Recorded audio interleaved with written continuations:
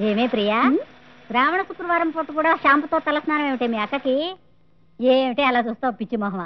పెళ్ళంటే ఎలాగో నాకు చెప్పా చేయకుండా చేసుకున్నారు. శ్రావణ శుక్రవారం నోమైనా నా కళ్ళారా చూసుకుంటాను.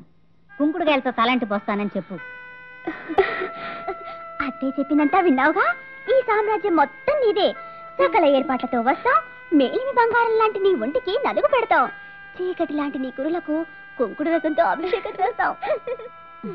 ఇంకా నిలబడ్డావేమిటే? వెళ్ళి కుంకుడుగాయలు కొట్టి పట్టరా. పదమ్మా.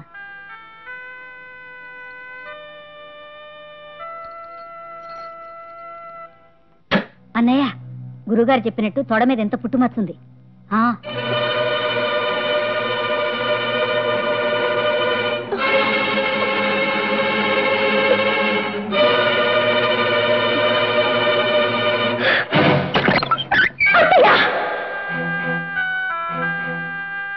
చిన్న పిల్లలకు అట్లాస్ లో దేశాలు చూపించినట్లు వీళ్ళకి నా ఒంటి మీద ఎక్కడెక్కడ పుట్టుమచ్చలున్నాయో చెప్తున్నారా? ఇలా విడమర్చి చెప్పే బదులు నా కట్లో ఇంకో గుప్పెడు రసం ఎక్కువ పోసి వీళ్ళని స్వయంగా పంపిస్తే వాళ్ళే చూసుకునేవాళ్ళుగా. ప్రేమగా తలస్నానం చేయిస్తానంటే అమ్మలాంటి అత్త దొరికిందని ఆనందపడ్డాను. ఆనందపడకపోవడానికి నిన్నెవరేం చేశారే? నువ్వేదో పెద్ద భూలోక రంభవని నీ అందం చూడటానికి కాదు, నా కొడుకు క్షేమం కోసం. ఏంటత్తయ్య క్షేమం? పడగదిలో నా భర్త కూడా తెలియని పుట్టుమచ్చల గురించి వరండాలో కూర్చొని అందరికీ తెలిసేలా మాట్లాడుకోవడమా ఏంటి? మమ్మల్ని ఏదో బ్లూ ఫిల్మ్లు తీసే ఫ్యామిలీలా మాట్లాడుతున్నావు. అక్కయ్య నీ మచ్చలు ఎందుకు చూసిందో తెలిస్తే నువ్వే సంతోషిస్తావు. సంతోషించడానికి మీ అక్క చెబుతుంది నా వంటి మీద నగల గురించి కాదు.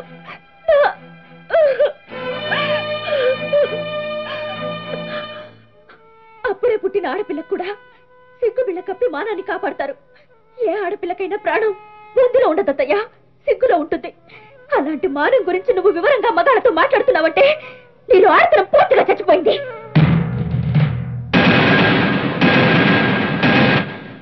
ఒక్కటి మాత్రం గుర్తుంచుకోండి, నా ఒంటి మీద ఉన్న మచ్చల గురించి ఇంత వివరంగా మాట్లాడుకుంటున్నారంటే మీ మనసులో ఉన్న మచ్చల గురించి ఒక్కసారి ఆలోచించుకోండి. మీ మీద మీకే అసహ్యం వేస్తుంది.